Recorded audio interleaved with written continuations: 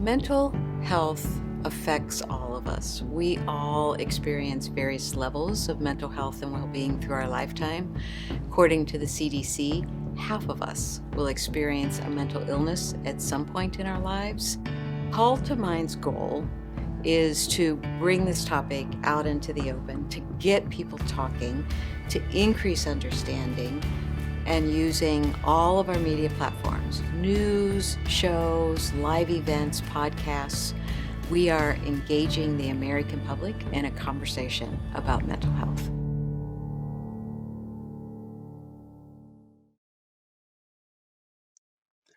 Thanks for joining our Spotlight event and our big launch for our Call to Mind series looking into mental health care.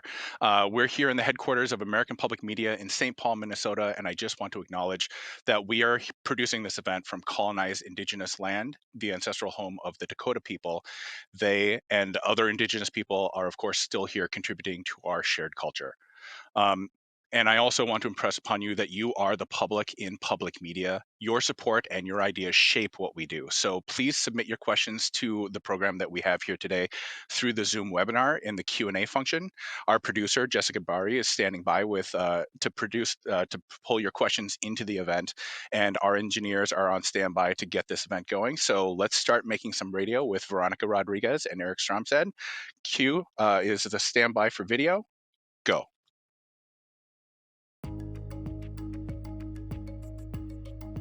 Did you know 50% of us will experience at least one mental illness in our lifetime? 1 in 5 adults experience a mental illness each year.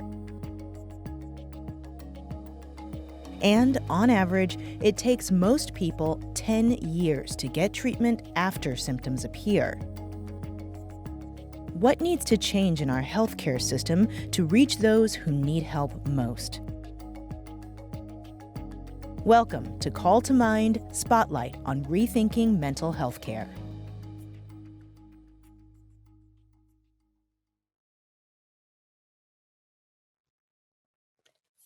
Thank you for joining us. I'm Kimberly Adams for Call to Mind, American Public Media's initiative to foster new conversations about mental health. You're joining Call to Mind for the national premiere of our Spotlight event and broadcast series. These are ongoing programs that explore the critical challenges and inspiring innovations in mental health care and well-being. We'll illuminate ways to counter the intense stress many of us are feeling, stress from the COVID-19 pandemic, increasing political and racial violence, and an uncertain global outlook. Coming up, we'll talk with 2 doctors active in mental health care and shaping mental health care policy in the U.S. Tom Insel, a brain health technology pioneer and former head of the National Institute of Mental Health, and Arthur Evans, who currently runs the American Psychological Association. But we're starting off this discussion with the perspective of someone who's been engaged with mental health care since she was 14 years old, as a patient and as an advocate. She sees plenty of opportunity for improvement in a care system filled with obstacles for patients and families. And just as a heads up, this conversation may include details about mental health crises or treatment that could be disturbing or re-traumatizing for some listeners.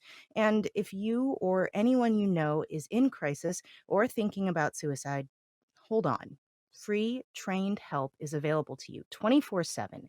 You can reach out to the crisis text line by sending the word HOME to 741-741. That's HOME to reach a crisis text line counselor at 741-741. Or if you're more comfortable, you can talk to someone.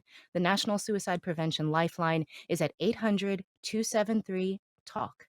That's 800-273-8255. Now, to our first guest. Pooja Mehta is a mental health advocate for people in the BIPOC community. That's Black, Indigenous, and people of color. She's pursuing a Master's of Public Health at Columbia University and working on strategies to end mental health discrimination. Pooja joins us from her family's home in Morrisville, North Carolina, near Durham. Welcome. Hi, Kimberly. Thank you so much. Would you share some of the early years of your experience with mental illness and the mental health care system? Absolutely. So I started having symptoms when I was 14 and a half. My formal diagnosis, which I received about a year later, is major depression and then anxiety with auditory hallucinations. But before I received that diagnosis, I would have panic attacks and I would hear voices in my head, and I thought I was losing my mind. I had no idea what was going on. Um, I had never really heard about mental illness except in the context of it's something you don't want to affiliate yourself with. When I when my parents found out that this is something that I'm struggling with, they were extremely supportive, which later on I learned is not as common in the South Asian community as it should be. They took me to get care, they set me up with a therapist, but simply out of a desire to protect me, they told me to not talk about this with anyone because they were afraid of how the community might retaliate against me if they found out about this. For me, being in the mental state that I was, I registered that as something that I should be ashamed of. Like, this is a problem, and I shouldn't tell anyone about this because they're going to judge me, which is not entirely wrong. But because of that, I self stigmatized a lot. I did not engage with my therapist. I tried to stop taking my medication. And truly, if it wasn't for my mom pushing me every step of the way, I would not have even gone to treatment. Mm. But, things like therapy, they only work if you let them work. If you don't talk to a therapist, the therapist can't help you. And so, even though I had access to care for the first couple of years of my life, I wasn't really using it. So what you're talking about is something that's extremely common, which is that, you know, a lot of people discover that they may struggle with mental illness when they're in their teens. And you and your family were able to connect to professional therapy pretty early. You had that family support that you talked about being so crucial, but you also, like many others experience, had a gap in your treatment after high school. Can you tell us about that transition into college meant for your mental health and how you responded? Absolutely. So, in high school, in a desperate attempt to make sure that nobody found out that this is what I was dealing with, that I had a mental illness, I was an absolute perfectionist. Straight A's, perfect test scores, got into all the schools. Like, I put on this face of just idea, like an idyllic face, so that nobody would think to pull the curtain back and see what was actually going on. And when I got to college, it became a lot harder to do that. You Mm. go from a big fish in a small pond to a big fish in a big pond, and suddenly you're not that big anymore. And for me, that adjustment was pretty difficult. That was the first time in my life where I didn't just excel at whatever I tried at. There were things that I put my heart and soul into, and I didn't get the result that I wanted. And later on, I learned that's kind of how life works sometimes. But in the moment, it was very hard for me to come to terms with that. And so I started showing symptoms again. But there was an incident with a girl in my dorm where I told her what I was going on and or what was happening, and essentially the long and short of it is she tried to get me kicked off of campus. Wow. And so the exact quote is I was a danger to myself and others. And so the first time I told my story to someone that was not my family was to some random administrator at my school whose name I couldn't tell you, trying to defend my ability to stay on campus and continue my education. And that's That not a great experience way. y- Yeah, that's not a great way to tell your story for the first time. And I didn't like it. So I started telling my story on my own terms. that experience of the stigma around mental illness, as you reveal in that very personal story, I'm guessing that that did inspire you to start becoming the advocate that you are today. You found your voice kind of speaking out as a mental health advocate and working with the National Alliance on Mental Illness, or NAMI, to raise awareness and overcome mental health discrimination on your college campus and in your community. How readily Did you see people in these various communities open up to talking about mental illness and the stigma around it and even their own well-being? So I think when we talk about mental health in like a theoretical sense, like when you're talking about mental illness and you're not thinking of someone specifically when you're talking about it, Mm. it's very easy to like stigmatize and reduce and just like disregard the fact that it exists. What I found is when I told my story, people approached me and were either like trying to help but they Mhm. didn't know how to, so they would offer things like prayer or yoga or meditation, which are not bad suggestions but not holistically effective in treating these sort of disorders. um and then other people would come to me and they would have experienced something similar. And I think especially the thing that really resonates with me is when parents from my community come to me and they say, I think something might be wrong with my child. They're scared. They're scared about their child's safety. They're scared about what the community might perceive. And they simply don't know what to do. They don't understand what's happening. And I think, that basic level of education of like, this is what a mental illness is, like, this is what it means, and this is what it doesn't mean. And kind of realigning that the repercussions, quote unquote, that come with having a mental illness. What other kinds of challenges did you see people experiencing? You said that people didn't know what to do. Were they also running into sort of roadblocks in the system that make it more challenging for people to get mental health care, especially in communities of color? Absolutely. I think the work that I focus on is within, like you said, the BIPOC community.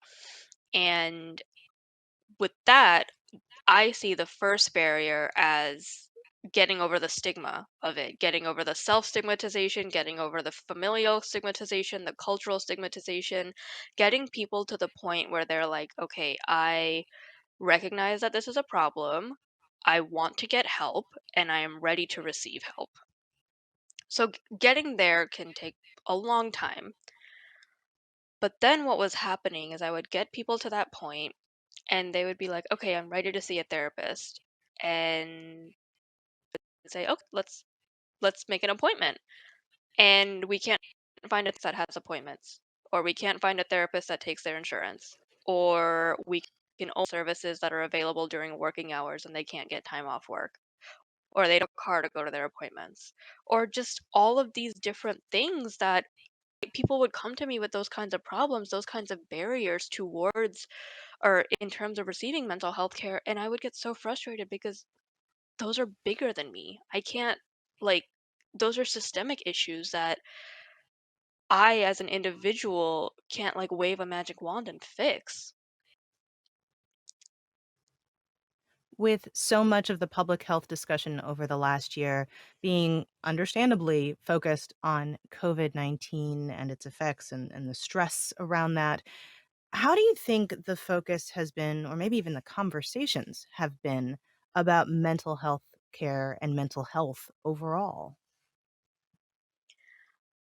I think the COVID-19 pandemic has been both a blessing and a curse when it comes to mental health care. And let me explain. So, I think it's been a blessing in the sense that we now have this like nationwide or like global shared experience that Mhm. could be described as traumatic. And I Yeah. think a lot of people are collectively recognizing that, like, oh, my mental health is not good. And it's kind of becoming okay to talk about the fact that you're not feeling great emotionally, mentally, etc., because almost everyone else can relate to that in some degree. And I think the conversation around mental health is becoming more and more integrated into general society because just simply the numbers, it's affecting so many people simply because of the reach of the pandemic. It's a curse because the we now are realizing that this is a huge problem. The scope of the problem is massive. And what do we do about it? I am seeing a lot of narratives of people like, okay, like make an appointment with a therapist, talk to your insurance, or like use BetterHelp or Talkspace or all of whatever those apps are to These are seek online apps therapy. for therapy. Yeah. Yeah, but in from getting my in from being in public health school for the last 2 years, I have learned to look at problems at the source. And so, you have a whole group of people that is dealing with extreme stress and anxiety right now. And I can go to them and I can say, here, I found a therapist who is willing to take you in. But their problem is not going to be fixed by therapy because their problem is that they don't have a job. Their Mm. problem is that they are one paycheck away from getting kicked out of their apartment. Their problem is that they cannot support their family while their kids are in the house and they can't afford childcare. Their problems, the causes of their problems are not purely, you know, genetic the way that we think mental illnesses traditionally manifest. They're heavily environmental. And if you don't take people out of a toxic environment, you're not really going to be able to fix the problem no matter how much therapy or medication you throw at it. What makes you hopeful about the landscape for mental health moving forward? The attention that it's getting. When I started telling my story 10 years ago, I was the only one I knew who was doing it. Like Lady Gaga was talking about it, but like in real life, there was no one. I was the only one. And here I am 10 years later on a coast to coast webinar sharing my story publicly. 15-year-old me could not have dreamed that this would happen. I think the fact that this issue is getting attention, the fact that this issue is starting to become a concern, because the first step to a problem is identifying the problem, and we're getting there. Progress is being made. In the last 10 years, there has been significant progress, and I trust that that's going to keep going. Thank you so much for sharing your experience, Pooja, and for joining us. Pooja Mehta is a mental health advocate and joined us from Morrisville, North Carolina. Thank you so much, Kimberly. So it's clear that we need to rethink mental health care in this country and look at the barriers people encounter when they need access to care. Given what we've been through in the last year or so, this is also a moment to assess how the nation's fractured mental health care system managed the historic strain of this pandemic. So, for the remainder of this Call to Mind special, we'll ask our guests, two top doctors in the field, what an ideal mental health care system would look like and what needs to happen in order to create it. So, joining me now is Dr. Arthur Evans Jr., a clinical and community psychologist. He's currently CEO and the executive vice president of the American Psychological Association in Washington, D.C. Before going to APA, Dr. Evans was a commissioner of Philadelphia's Department of Behavioral Health and Intellectual Disability Services. He created what's now known as the Philadelphia Model of Care, designed with data driven public health as its main approach. We're also joined by psychiatrist and neuroscientist Dr. Tom Insel. He's chair of the Steinberg Institute, a mental health policy organization, and he serves as California Governor Gavin Newsom's special advisor for behavioral health. From 2002 to 2015, Dr. Insel served as the director of the National Institute of Mental Health. He's also a co founder of Humanist, MindStrong, and several other mental health related service, research, and technology companies. Doctors Evans and Insel are part of a coalition of mental health organization leaders who are trying to transform well being care for all people in the U.S. Welcome to you both. Thank you. Good to Glad to be be here. here. Thanks for having us. And they gave me their permission to talk to them by their first names. And so, Tom, Arthur, what of Pooja's experiences that she highlighted are resonating the most from you? Arthur, start with you. Sure. I love the story, and I appreciate when people are willing to talk about their story because, her point about the fact that we don't talk about mental illness, that there is this embarrassment about it, is a significant barrier. But her story highlighted so many challenges that we have in our mental health system. And I would characterize it like this. If we don't make radical change in our approach to mental health, we're going to have a major problem in this country, particularly coming out of the COVID pandemic. So a lot of what she talked about gets at some of the issues that we have to deal with, not only stigma, but what kind of options do people have when they know that they have a mental health challenge? One of the big challenges is that these issues emerge early in life, 13, 14, 15, early 20s. And often when that happens, family members don't know what to do. They don't recognize what's happening. And so we have a lot of work to do to help educate people about what mental illness looks like and how people can deal with it. Tom, she talked about the frustrations of having sort of individual one-on-one solutions, getting people willing to go for care, but then running into systemic problems. Kimberly, I think Pooja gave us a lot to work with. It's a wonderful explanation of how resilient she's been, the strength that she's found in trying to overcome what are significant challenges. And as Arthur mentioned, the fact that this starts at such an early age and we're asking a 14-year-old or a 15-year-old to grapple with such a significant problem is by itself a huge challenge. She shows us a few things that I think are not well known by most people when they think about what we need to do to fix the mental health care system. The most common thing I hear about when we talk about mental health care is people say, well, we need more access. But note, she had access and she said it very, very well. She said, my parents helped me to find somebody right away. But the problem was that the disorder itself really got in the way. It's very difficult, even when access is there, to find, uh, first of all, someone who can provide the care that you need in that moment, who provides the kind of care that you want and that you'll engage with, and also to get a person to overcome all the barriers intrapsychically, psychologically, to be able to seek care. So I think she reminds us that the problem isn't so much access, it's really engagement. And how do you develop that kind of engagement with something that works? And you're right, and she's right. It's not always going to be solved by just doing one on one, one at a time solutions. We're going to have to look at changes in policy and what are some of the systemic things that need to happen so that we make sure that more young people can recover.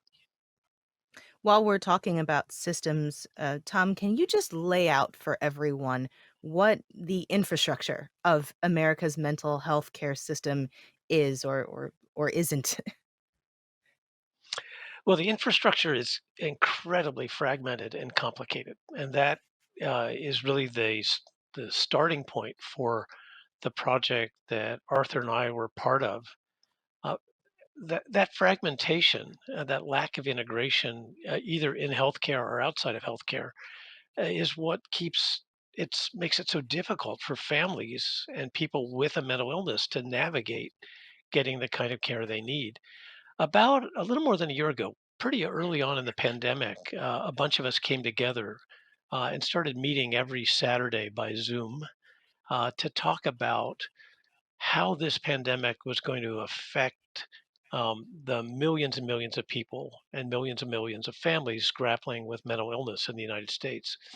That group, which we originally called the CEO Huddle, worked all the way through 2020. And by the end of the year, we decided to come together with kind of a vision for what do we need to do to make a difference? What are the things we really ought to be focusing on? These were 14 people who represented the major advocacy and professional societies.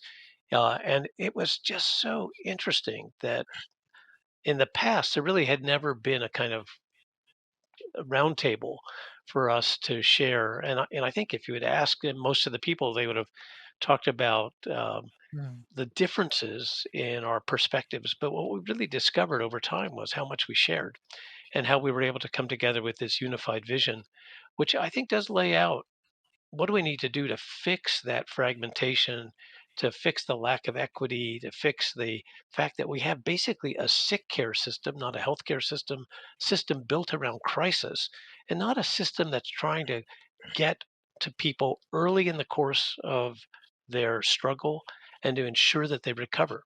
So we kind of lost sight of the opportunities for prevention and recovery in a world in which everything is built around crisis. And you don't do great in a world that's built around crisis.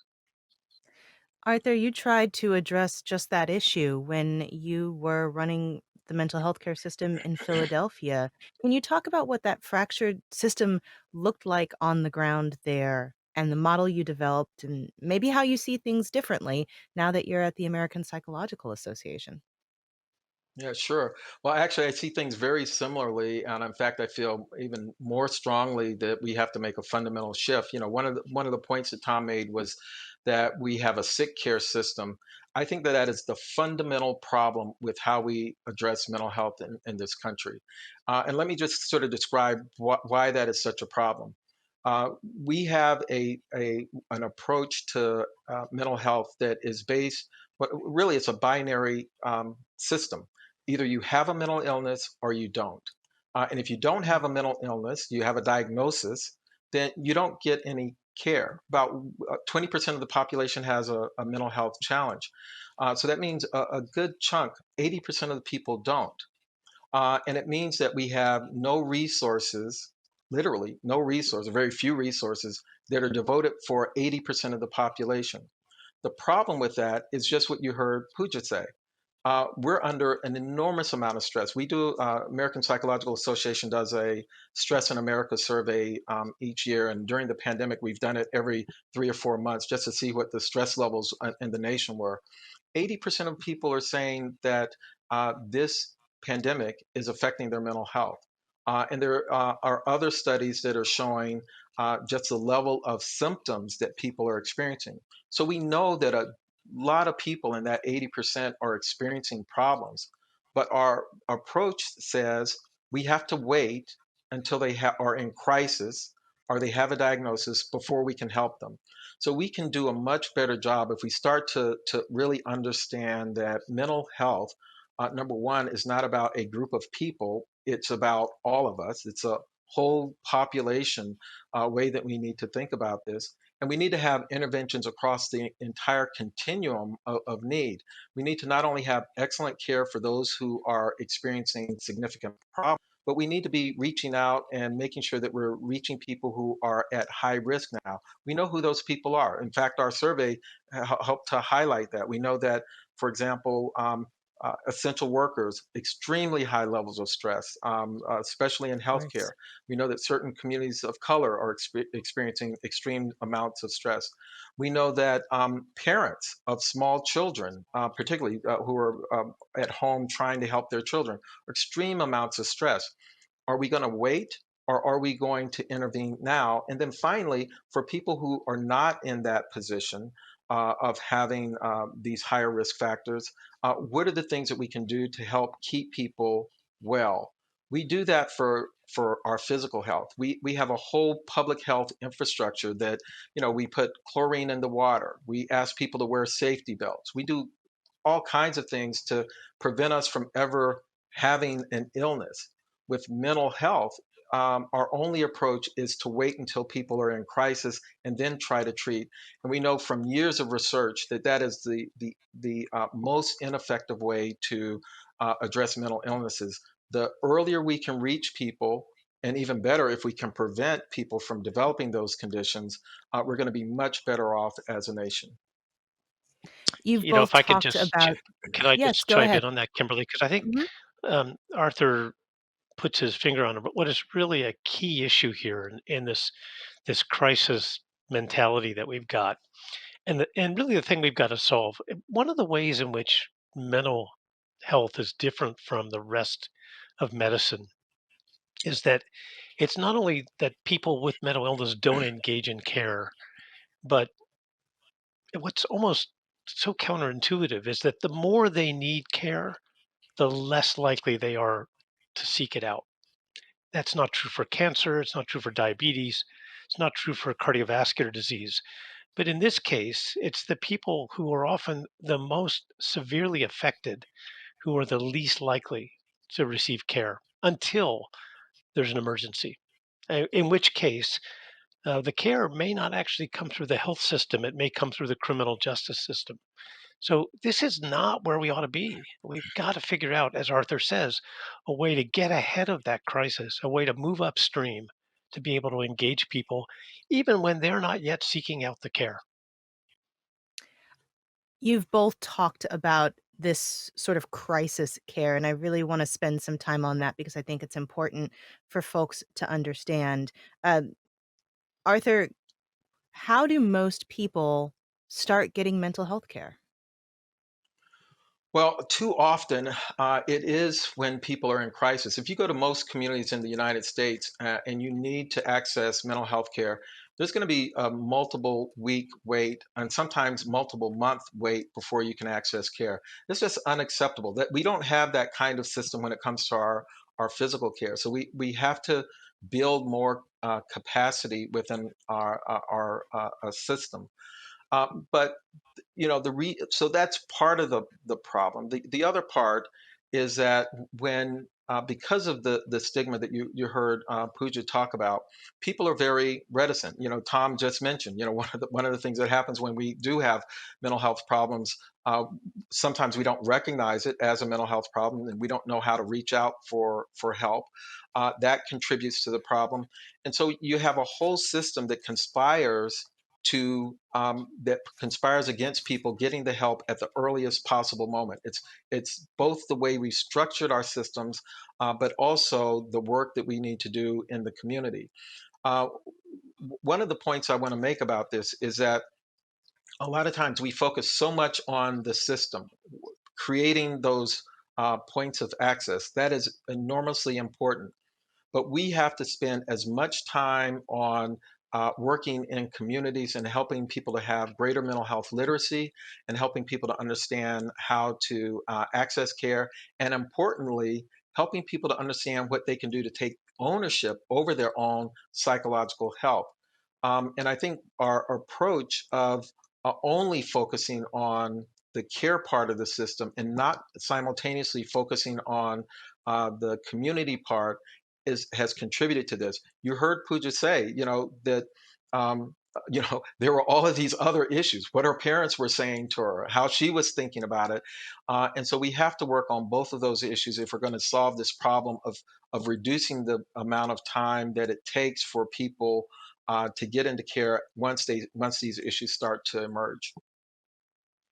And yet, Tom, if we're talking again about hospital emergency rooms, the criminal justice system, like you mentioned, that can be overwhelmed with people who try suicide, who overdose from substance use, or have active delusions, or some other kind of mental illness.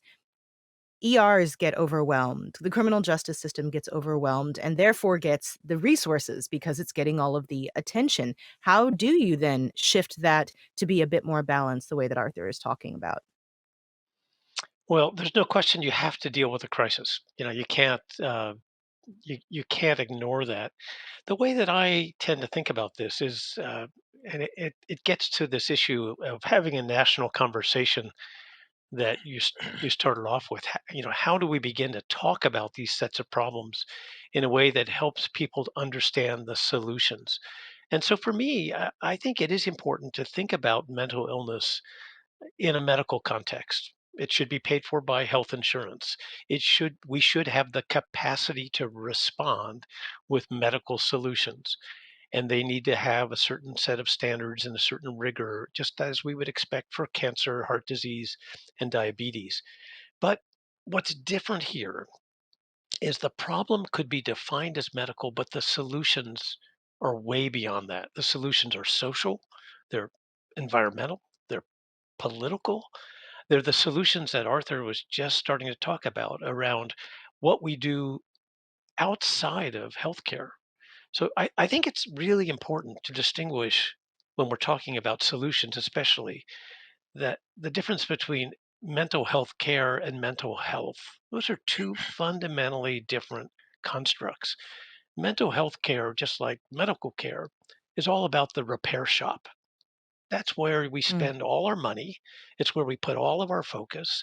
Yes, we want to make sure we've got clinics, we've got beds, we've got ERs. We're dealing with that crisis. And that is about 10% of what we need to do in terms of ensuring mental health or health generally. The other 90% is all the stuff that Pooja was talking about, all the stuff that goes on outside the repair shop. It's life on the highway. It's what's happening in neighborhoods. It's what's happening in communities. It's all the things that we need to be doing in schools right now as we're dealing with COVID and thinking about how kids re-enter school. I was really struck by Pooja's comments about what happened to her when she went off to college. That is a yeah. huge opportunity for mental health, not mental health care, but for mental health that's being neglected. There's a whole realm of things that we need to be doing that we're not doing because we are so focused on crisis, emergency rooms, making sure that we're dealing with that 10% piece, which by the way, we're spending for healthcare generally. We spend about $3.5 trillion in America every year for health care.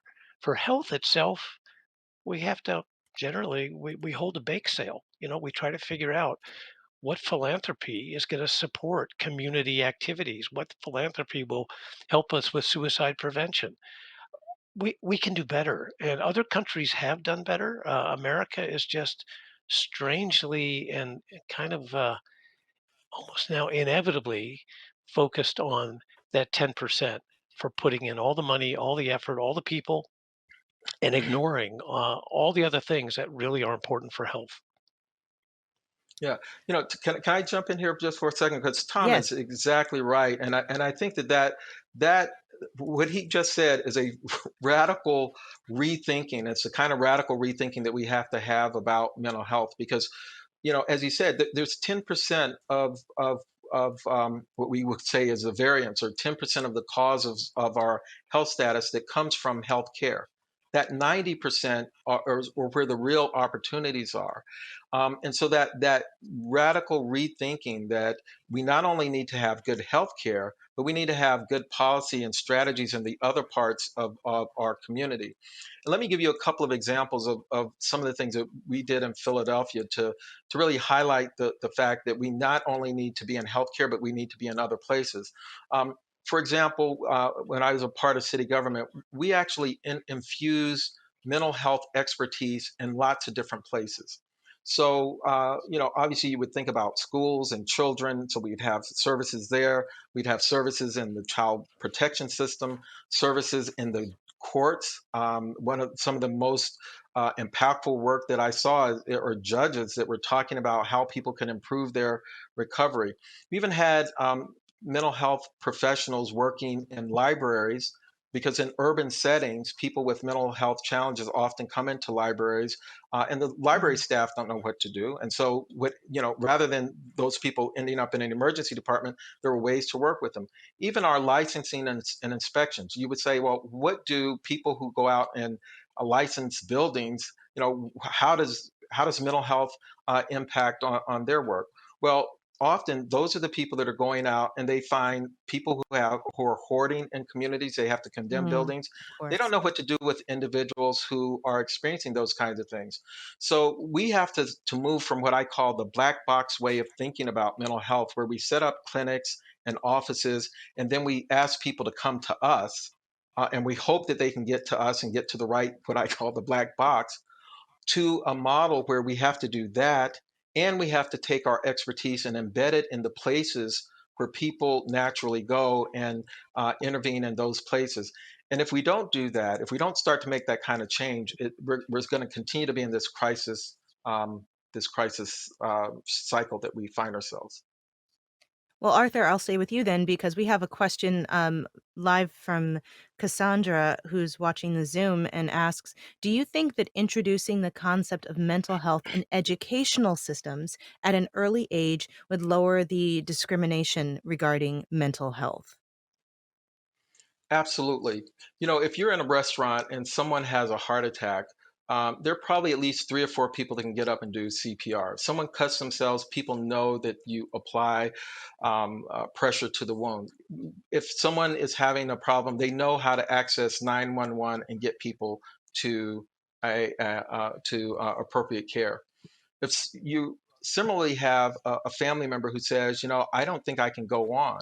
I'm not sure if I can live anymore. Most people, 95% of the population, has no idea what to do. In fact, most people are afraid that if they say something, they're going to put the thought that in someone's head that they're going to kill themselves. So we have to do some basic education in the way that we do for physical health. You know, most people know if you sleep right, you eat right, that's going to improve your health status. But we also know a lot about how to improve people's psychological health. And we need to make sure that people have that basic understanding of mental health, what they can do for themselves, what they can do for their families, that they have a basic understanding of how systems work in their community and how to access those services. That would go a long way in both reducing the stigma and in helping people to get the help that they need. One other point that I make about this, one of the strategies that we had in moving to a public health approach was to try to educate people, mental health literacy, give people that basic understanding. Phenomenal impact when you're able to do that on a wide scale within a community. Because what you do is you're arming people in the community. We did that with firefighters and police officers and teachers and you know, people all over the community, particularly the faith community was really impactful because often people will go to their faith leader when they have a problem, and if those leaders are not um, understanding of those issues, it makes it hard for people to get the help that they need. So, the educational piece, I think, is extremely important. You If mentioned I that a could lot just of add, times I'm just sorry, very Kimberly. quickly, Yeah. Arthur mentioned that a lot of times people just don't know what to do when someone is considering suicide. And what you can do is that you can talk to somebody at the National Suicide Prevention Lifeline by calling 800-273-TALK. That's 800-273-8255 if you or someone you know might be considering suicide. Go ahead, Tom. I was just going to add, in reference to the question, I think schools are really an opportunity to have an impact here, and when it's one that we've missed. The idea that we've done very well on sort of the physical fitness piece of education, we've lost the mental fitness, or we've Mm. neglected how we can do that. Other countries have done this really well. There's a great program in Sydney, Australia now called Future Proofing, which every young person gets in the equivalent of middle school, where they learn mindfulness, they learn about emotional regulation, they get skills that we would say are important for managing depression and anxiety. But why not give those to everybody in the same way that we give people the kinds of skills they need to be very good in soccer and football and basketball? These are things that young people really need. And again, going back to Pooja's comment, you got to remember that when we're talking about mental health, most of the massive problems, the serious problems that emerge by age 14 or age 18. You know, Mhm. these are the issues for young people, and why aren't we giving them the tools to begin to deal with them at an early way to future proof them so they have the resilience and they have the opportunity, not only the education about what the problems are, but the skills to know how to manage them either for themselves or for their peers. Well, we are in a moment as we are hopefully coming out of this pandemic where folks are rethinking education and how we interact with healthcare and mental health care and all of these things. I mean, look, the pandemic and its effects would have been enough to strain people's mental health. But then at the same time, we also had worldwide protests against the racial injustice since the killing of George Floyd, a rise in anti Asian hate crimes. We had extreme economic uncertainty. The list could go on. And as you all have laid out, a lot of people were already struggling to gain access to mental health care. So, how did the nation's mental health care system, as fractured as you've both acknowledged it is, hold up under the pandemic, Tom? Well, it shifted very early on. It shifted from brick and mortar to remote. What you saw too was a huge explosion of remote assets. So there were lots of startup companies providing online therapy, online the tools to help people deal with the issues during the pandemic, and that continues. Now, I don't think we know yet what the full impact of that is. I don't think we've had good studies yet of how effective a lot of that has been. Certainly, there's been more Mm, access, so people have been able to get to a therapist much more quickly than would have been true before the pandemic. But whether the quality of care is better, whether the outcomes are better, I don't think that's clear. And also, to go back to Pooja's very wise comment as well, it's not clear that all of the problems that people are dealing with are problems that therapy will solve. There is just mm, a huge amount of woe that yeah. all of us are in, and so I think therapy is one piece of this, but a bigger piece, I suspect, is the need for community and to recognize that we're all in this together, and that we all have to find ways to be helping each other get through it. Something that I don't think we talk enough about. Arthur, some people have warned that the mental health crisis that many of us are facing, or the stress or the trauma of what we've all been through, could be another pandemic. How can the care system get ready to meet the demand of the sort of lasting effect on people's mental health from everything that the country's been through? I think we have to have a very strong public education component to this. We cannot treat our way out of this. There's no way. We couldn't do it before the pandemic. We can't treat our way out of it, particularly now given the level. So we have to use what we know from public health to help us get through this, and hopefully we can make those changes long lasting because those kinds of changes are going to help us as a nation deal with this. Part of it is, yes, let's make sure that we are fully funding our mental health systems. And as Tom mentioned at the beginning of this, the group of us that came together, we identified areas where we know we need more services, crisis services, early intervention services, making sure that people have the long term supports that they need because mental illnesses and substance use problems are chronic conditions. And just a simple treatment or a course of treatment often isn't enough because people need that ongoing care. But in addition to that, we have to start moving upstream and helping to educate people about the things that they can do to improve their own mental health.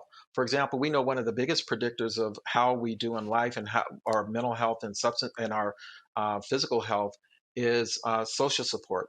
The number of people that we have in our lives that can support us. And one of the things that has been disrupted during the pandemic has been our ability to connect with people who can provide that kind of support. We have to be very intentional about trying to repair that, and educating the public about that is one of those kinds of strategies.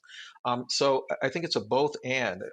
Let's make sure that we are fully funding our services, but let's get upstream and start equipping and helping the public to have the skill sets that they need in order to improve and maintain their psychological health. Joya submitted this question via Zoom. COVID is the virus, isolation and despair is the disease, connectedness is the cure. Can we provide our young people with safe and supportive spaces, with a place to clean up and eat and study and share and make that available 24/7? Tom, what do you think of solutions like that? Well, first of all, Joya's point is exactly right. That the virus has been a threat mostly to people in the second half of life. The psychological consequences of this have been seen almost exclusively, not exclusively, but largely for people under the age of 24. So the numbers are stunning. The Kaiser Family Foundation reports 56% of people under the age of 24 with screening for high levels of anxiety and depression versus about 24% or something like that, 29% of people that are older adults. And we've seen this 400% increase in emergency room visits for mental health problems exclusively in people under the age of 21, 24. So it is a problem for young people. What can we do about it? Well, there's a lot. I think this idea of creating community, getting people back into schools, getting them onto trusted, safe environments online where they can support each other, tremendously helpful. This is it's important to remember that kids are resilient and kids Mm. will do well if we don't panic and if we model resilience and if we model trust and transparency and hope.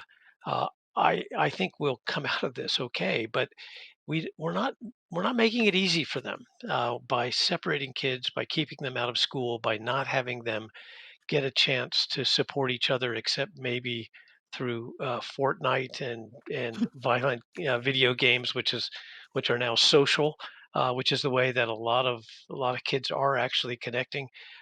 We ought to be thinking about better platforms for that, and we ought to be thinking Mm. about how to give them that opportunity to actually begin to be in face-to-face safe environments, and that's beginning to happen, but I sure hope it happens quickly. And I think we've got to think about how when we re-enter and when everybody's back in school and when we're not just thinking about going back to where we were, but we're using this crisis to say, can we do this better? So should we be now thinking about helping kids in ways that we weren't helping them before, making sure that we have the resources in schools. And by schools, I mean not just K through 12, but in universities as well.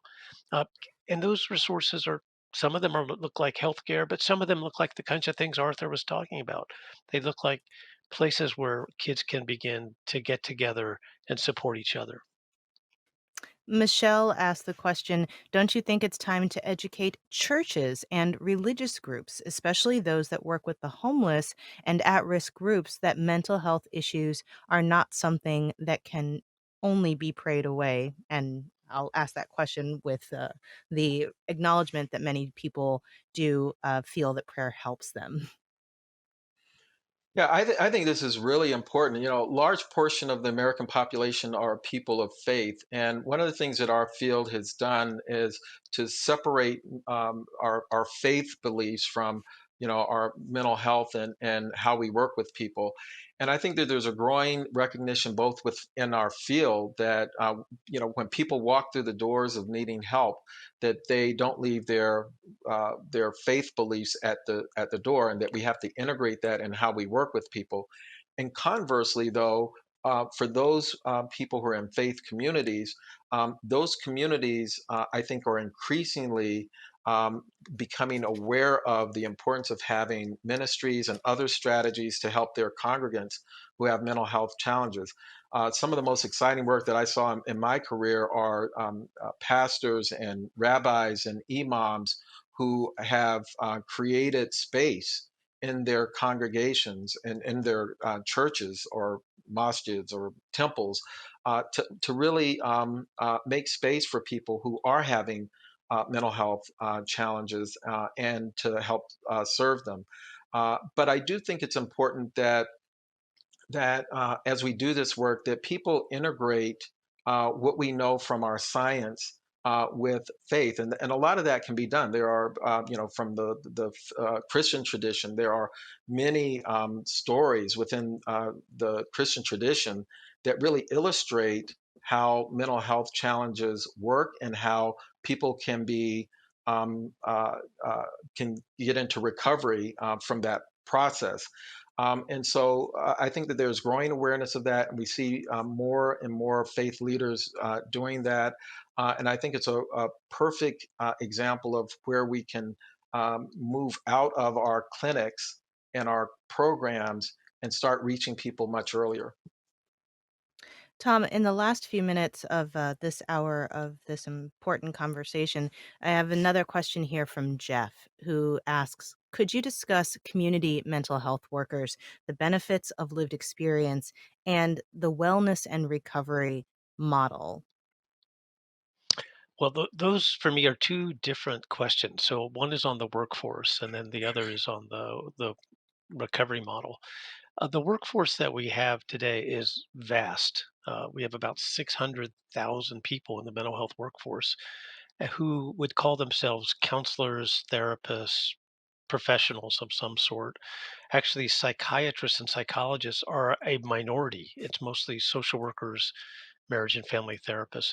The new question that has really become, I'd say, in the last decade, a new set of players are people with lived experience who come into this as peers and who get a fairly intensive training to be able to be part of the team.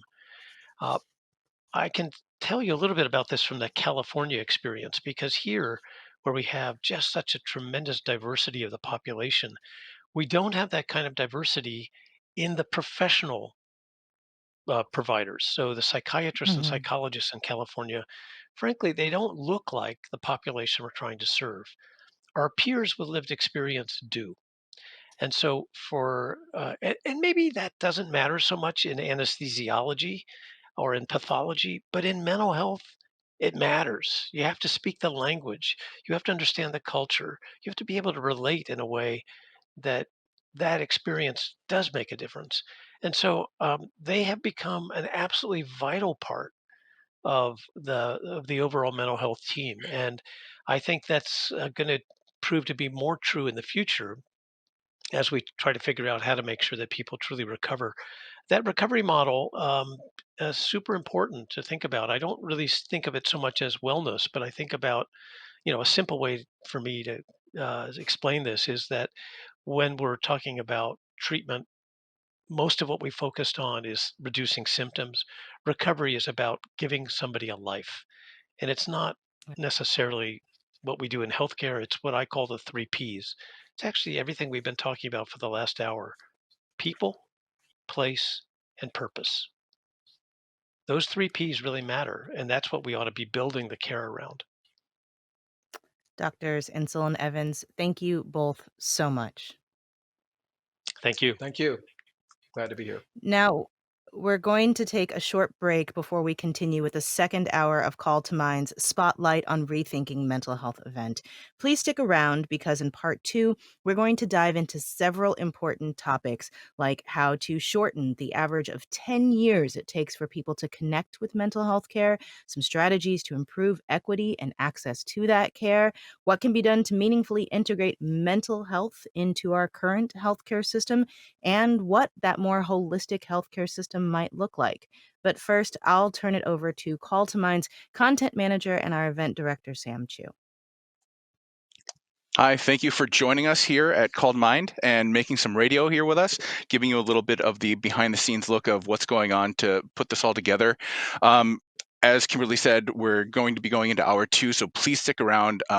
We're just to let you know how we're putting this together for radio. We're going to be recording all of this from our Zoom webinar, which is also recorded through a different program, so that we've got the best broadcast quality possible for the audio that's going to be going out to the public radio stations across the country, and editing this down into two separate hours. So what you just heard was hour one. We'll jump into hour two, and both of these programs will be available nationally through our APM distribution department.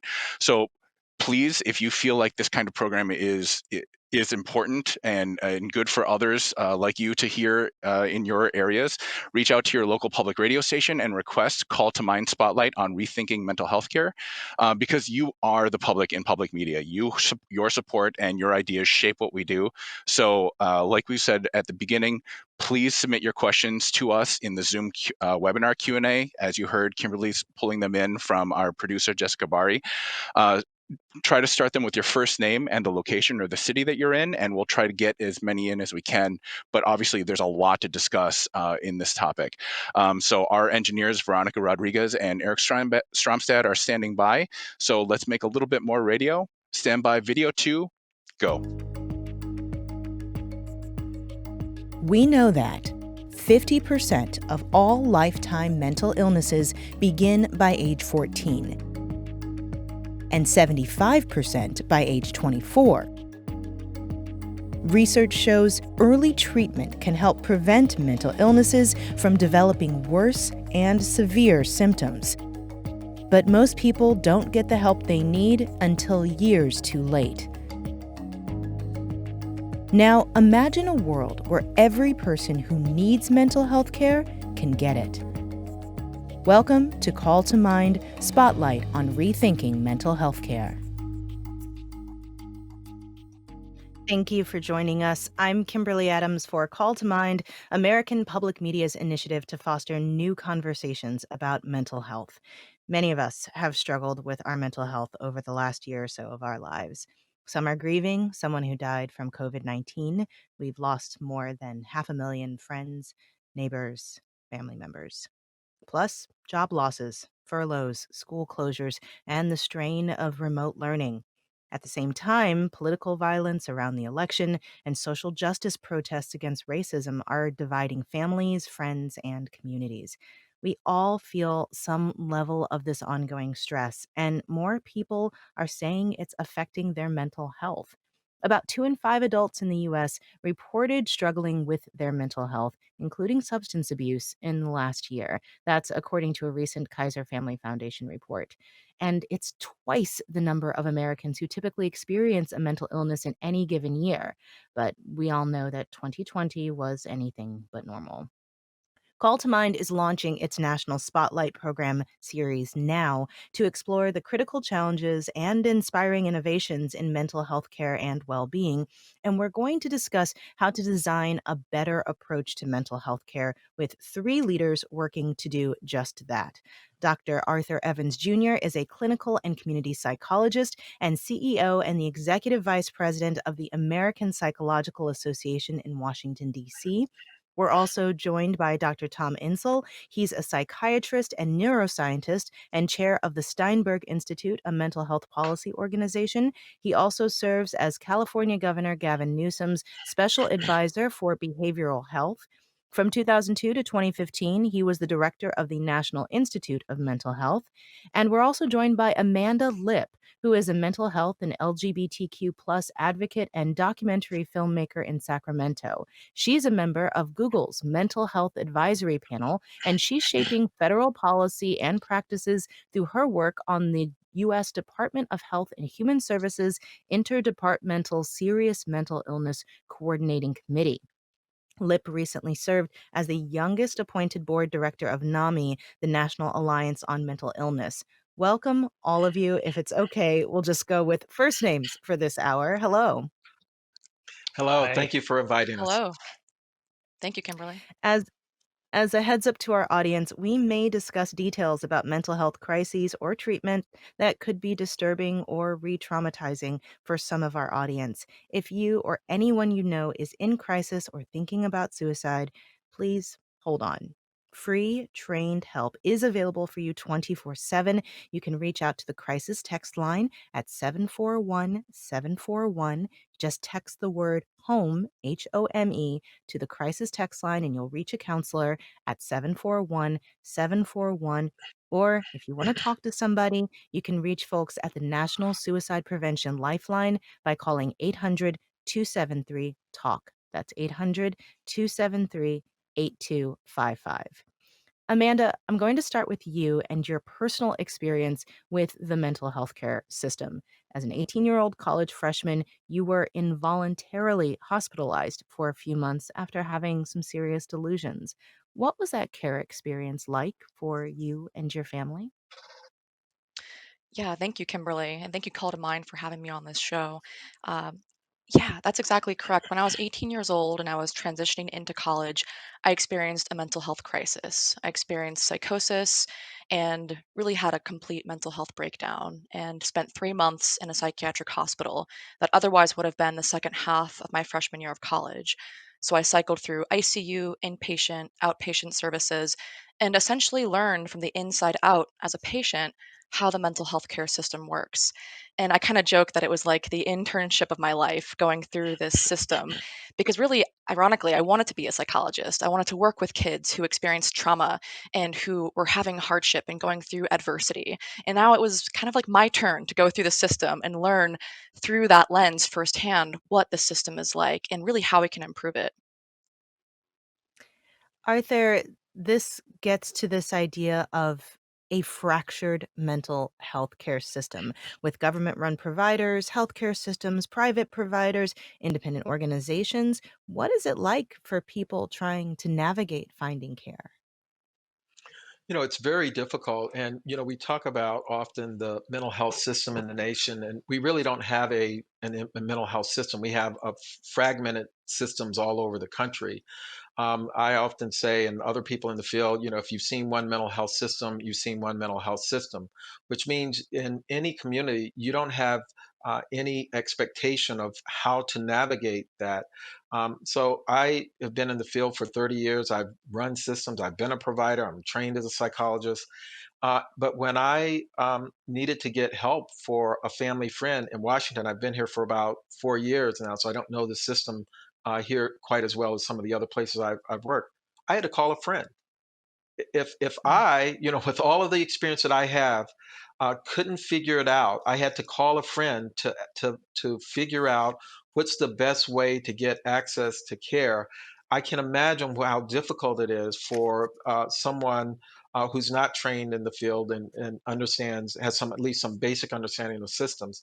So, one of the things that we have to do is really start to standardize what elements we have in our communities, so that if someone has a heart attack or some other major mental illness, people know how to access care. You dial 911. To take someone to an emergency department. We need to have the same kind of expectations when we start to see mental health challenges evolve, and uh, and so that's a major challenge for us right now as a nation. Tom, how representative is the experience that Amanda described of her early encounters with mental health care? It's pretty typical. I mean, I hate to say this, but it may be as good as it gets in the current climate. Uh, a lot of, if Amanda had been a person of color, she might have been more likely to end up in a jail or a prison than in healthcare in a hospital. If she had been somewhat older, she may have ended up homeless. So I wouldn't say this was, Amanda's experience was as good as it could be or should be, but in today's world, it's pretty typical. Now, here's the thing, Kimberly, and it's so important to say this at the beginning of this conversation. Uh, in mental health care and in mental health broadly, we have good interventions. We have stuff that works. Some of it's medication, some of it's psychotherapy, a lot of it is rehabilitative services. But there is no reason why anybody shouldn't be able to get services that are very effective and services that are timely. This isn't the problem that we had with COVID a year ago when we didn't have a vaccine, we didn't have treatments, we didn't know very much about the virus. For the kind of problems that Amanda was struggling with, that kind of an illness, we know what to do and we know what to do well. And yet, very, very few people get optimal care. And Well, that's the tragedy here. and I'd like you to respond to something that Arthur said. He's the head of the American Psychological Association and he had to phone a friend. What does that tell us about the system? Right. But Arthur was doing that knowing he that there would be somebody who really knew what to do and who could be helpful. So this is, I think this sort of it calls into question a lot of our assumptions. And often when I talk to people about mental health problems, there's a sense of kind of hopelessness. Like, "Oh, well, those are problems that have been around forever. We don't know what to do. It's not like cancer. It's not like heart disease where we actually know what to do." Not true. It's true they have been around for a long time, but we know precisely what to do. We have good things to offer. What is egregious is that we're not offering them, or we're not offering them in a way that people get the kind of care they need when they need it in a way that they can accept it. The ability to find quality care, to keep it up as long as needed, as you all have mentioned, depends on so many factors. Money is a big one, whether someone has private insurance or a public insurance or public coverage plan, or if they're just wealthy enough to pay out of pocket, it can significantly shape the kind of care that they get. And I wonder, Amanda, if you could talk about your experience navigating insurance and then what you've seen through your role with NAMI. Yeah, that's a great question. And I'd like to begin by saying that to Arthur's point, where he's the head of the APA and he still had to phone a friend and go through this experience of trying to learn and navigate the system. My mental health crisis when I was 18 did not begin when I was 18, right? It was a lifetime of going through trying to go and find the right therapist and different diagnoses, and my whole family trying to find out how to help Amanda. So I had the privilege and the access to support from a very young age, having gone through trauma when I was very young. So the mental health crisis did not begin when I was 18. It began at a point of trauma when I was young. And Mhm. I think that's a really important distinction as well between the diagnosis and the onset of visible symptoms on the campus at college, where I was manic, I was saying things, I was hearing things, I was running around in the streets with no shoes on, giving away my belongings, giving away my money, dropping out of college, right? All of these things were signs and external behaviors, but it was really a culmination of a lifetime of struggle, a lifetime of depression, and trying to reconcile trauma when I was 6 years old, right? So this began when I was very young, but it took me Mhm. my whole life until that 18-year-old Amanda self to figure that out. And I had the privilege of my parents fighting for me to have care and actually setting up psychological services as a freshman in college. But I didn't want to access them. I rebelled against the system. I rebelled against my parents because I wasn't ready to acknowledge that trauma. I wasn't ready to come out as an LGBTQ gay woman. My mental health crisis was in lockstep with my coming out journey. So I very much also see identity and LGBTQ as the flip side of mental health. They're really two sides of the same coin. So navigating my identity and feeling proud of my identity and also facing trauma and understanding what that meant, and that the symptoms and the diagnosis was really just the tip of the iceberg of what was really going on under the surface. And navigating healthcare, I mean, it was a lot. My parents and my whole family were really in the hospital system with me, metaphorically, trying to fight and find parity. And thankfully, with the California Mental Health Services Act, we have parity, and a lot of that was covered. But that's a privilege that I have in this state. And a lot of states and other areas don't have that access to care. So it was very much a constant battle of trying to find that care. Arthur, she mentioned something that's so important, this idea of parity when it comes to mental health care. Can you explain what that is and how it at least is supposed to work? Yeah, sure. And let me just pick up on something that Tom said that I think is so important. We know a lot about how to help people who have mental health challenges, and all of us who have mental health, because mental health is something that affects all of us. These problems are not intractable. They really aren't. It's an issue of political will, having the resources, and then willing to be innovative. And when we do that, we've seen that it can make enormous difference in how people are treated and how people can get well, and even how people can be how we can prevent people from having these kind of problems. And I think parity is a really important part of that, because it is about resources. And one of the things that has happened consistently in our history is that we have discriminated not only against people who have mental health challenges or have mental health issues, but we've discriminated in how we fund those systems. We've discriminated in how we pay people in the mental health world.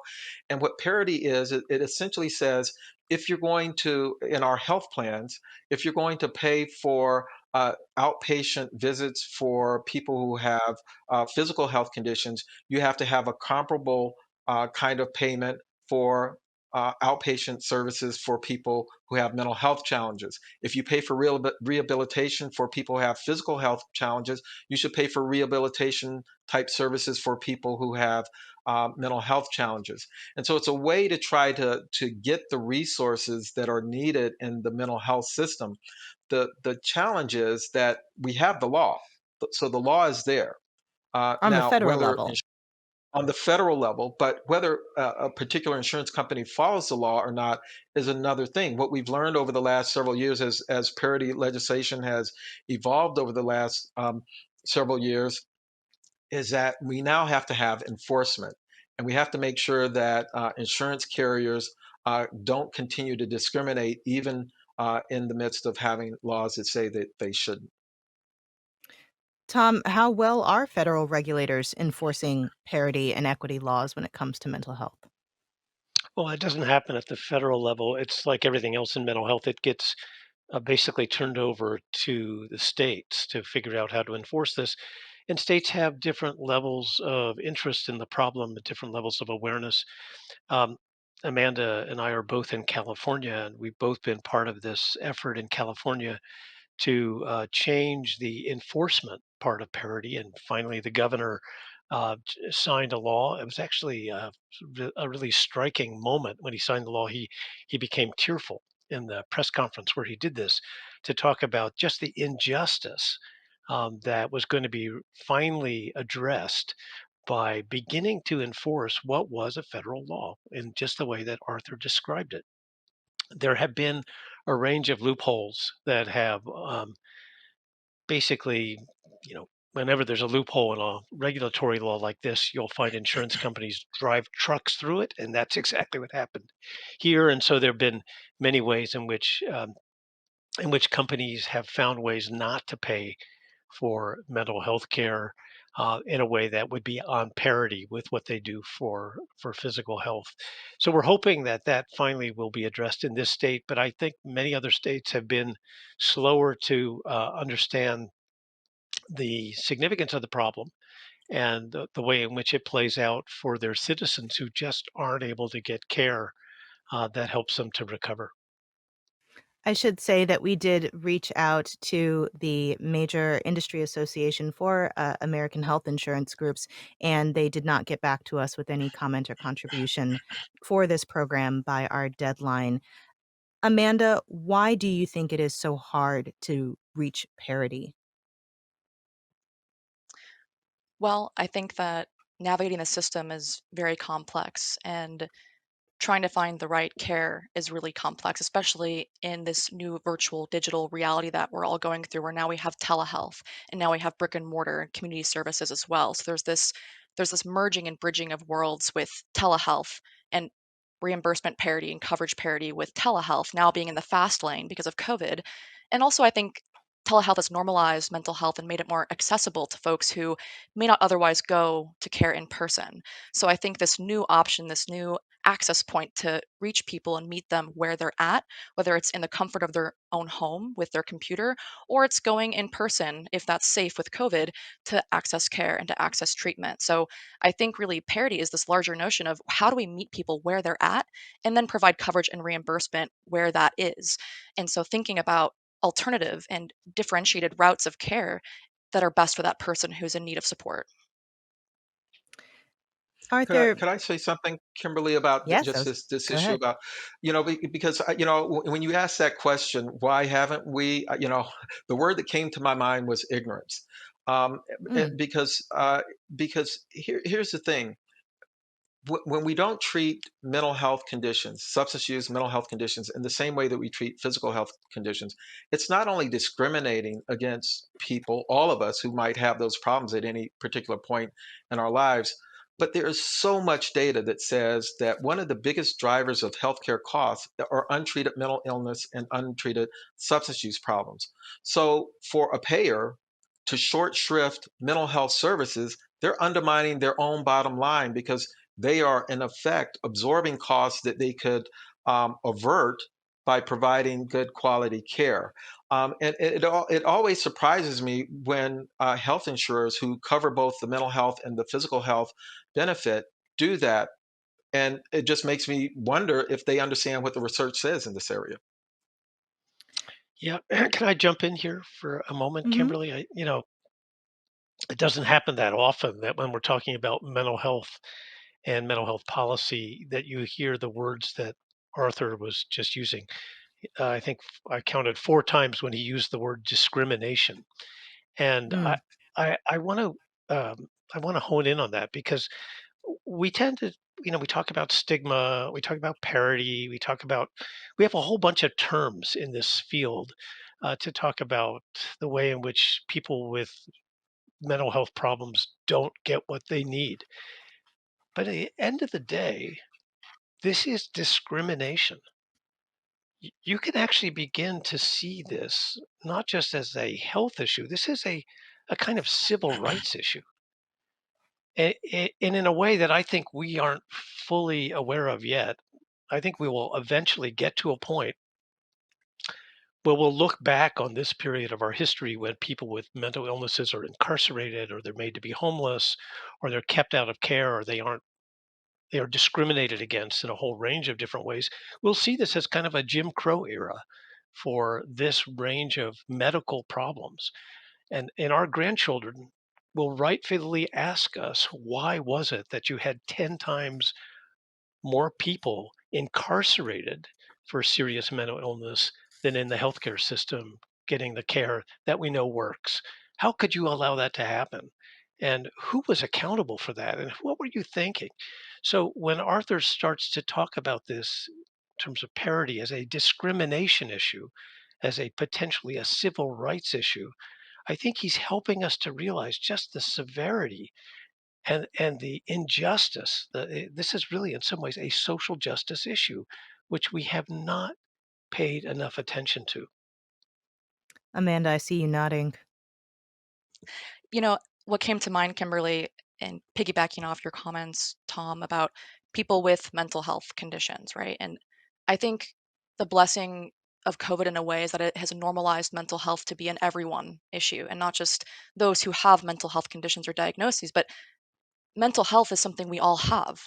Now, how our mental health feels differs from person to person. And how that is affecting our quality of life and our dreams and our aspirations and our relationships. So it's really an everything issue. And if we want to be upstream and prevent and intervene early, then as humans, we recognize that mental health matters and that maybe even when we're feeling well we get therapy, and that when things are going smoothly that we just check in like we would a doctor and we get our levels taken, right? Same thing with our mental health and our mood. So not just 1 in 5 or 2 in 5 anymore, but really 5 out of 5 people have mental health. And how do we as a human race, as a society, if this is truly a social justice issue, think about the full integration of the human experience and how mental health affects us all in different ways and different cultures across different cultural divides. So I really feel like it's an everyone issue, and that's really, I think, truly how we begin to prevent and intervene and talk about mental health in everyday conversations. You mentioned that your journey with your mental illness started early with your trauma. We've heard this from others that, and from research, that most people who experience mental illness symptoms spend more than 10 years on average before they're able to connect with care. And, like you said, Amanda, with all health conditions, early treatment is better for people's long-term health. Tom, you've worked at the intersection of mental health care and technology. Can you talk about the role that technology can play in identifying mental health symptoms or even help connecting people with care? Well, it goes in two directions because in some ways technology is part of the problem. In other ways, it can become part of the solution. And we're seeing increasing interest, especially during the pandemic, to create platforms for care. We're also seeing what I think is really exciting are platforms for community. That is not social media in the sense of Facebook or Twitter or TikTok, but places where people can come together in a therapeutic environment and begin to support each other, not just to get help, but to give help. And one of the things we've learned in some of the companies I've been part of is that the most therapeutic experience you can offer somebody is to empower them to help somebody else. That is a really profound experience for so many people. And particularly in this era, when we're talking about the needs of young people during the pandemic, as they deal with social isolation and being out of school and losing time with friends and with their own development, they are online, and so being able to leverage that to give them something of quality and of it helped to give them the skills they need to manage, whether that's the emotional roller coaster of adolescence or the kinds of tools like mindfulness to help them struggle with or help them overcome anxiety and even helping them with sleep and sleep hygiene. All of these things are possible through technology because they're skill based. They can be done remotely. And I think we're seeing just the beginning of that and the enormous impact that it may have over time. But to be clear, we're still in the early days, and it's a little bit of the Wild West. This is an unregulated space for the most part. If you think it's hard to navigate the healthcare system, it can be even harder to navigate the world of mental health apps and figuring out what's useful and what isn't. But I think the promise is certainly there, and I'm very hopeful that this will be an area that will transform the way behavioral healthcare is delivered. And I should mention here that you are the co-founder of several mental health technology apps and startups like MindStrong, Human Nest. Um, Arthur, I'm wondering if you could talk a little bit more about your Philadelphia model and the way that that tried to address sort of early identification and treatment and access to care. One of the approaches you use to help identify mental health needs at the community level and potentially before people experience symptoms is based on tracking childhood trauma, like Amanda talked about, or adverse childhood experiences. Can you tell us how that works? Sure, sure. Amanda's story, I think is so. First of all, I so appreciate when people are willing to talk about their stories and their journey because I think it helps to reduce the stigma that we have around mental health. And her story was also very impactful because it illustrated so many issues that I think we're dealing with. And this issue of trauma is a major issue within our field, within our society. One of the best things that happened in the mental health field is when we started to think about being trauma informed and we started shifting our questions from what's wrong with you to what happened to you. Because what Mm. happened to you often is a better and more powerful, gives you a better and more powerful understanding of what might be going on with somebody than trying to find, some intrapsychic reason for what people are struggling with.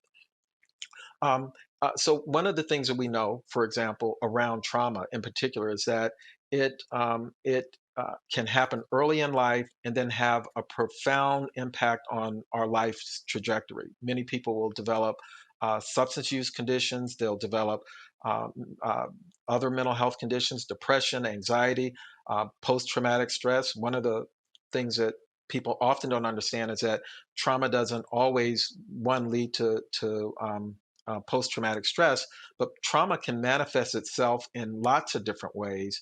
So our understanding of that, I think, has really helped us to understand how important it is to try to intervene at the earliest possible moment.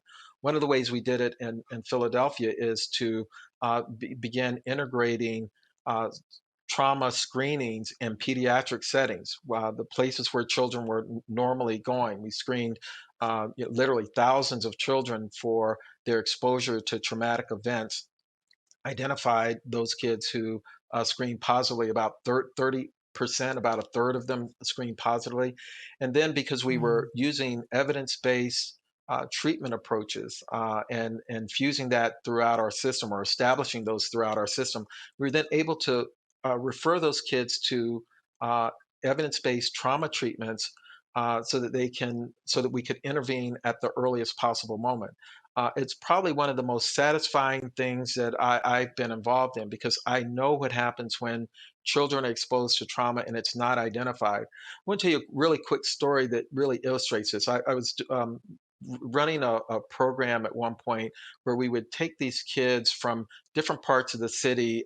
They would ride a van to the local YMCA, and we would then bring the kids in, and we would work with the kids on various issues.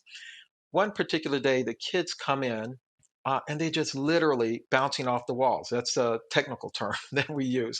They are literally bouncing off, bouncing off of the walls, and we couldn't figure out what was going on with them. And so we kind of broke them out by age groups, and we started talking to them. We couldn't find out. Brought them back together, and in the middle, they're talking over each other, and then we hear the word gun.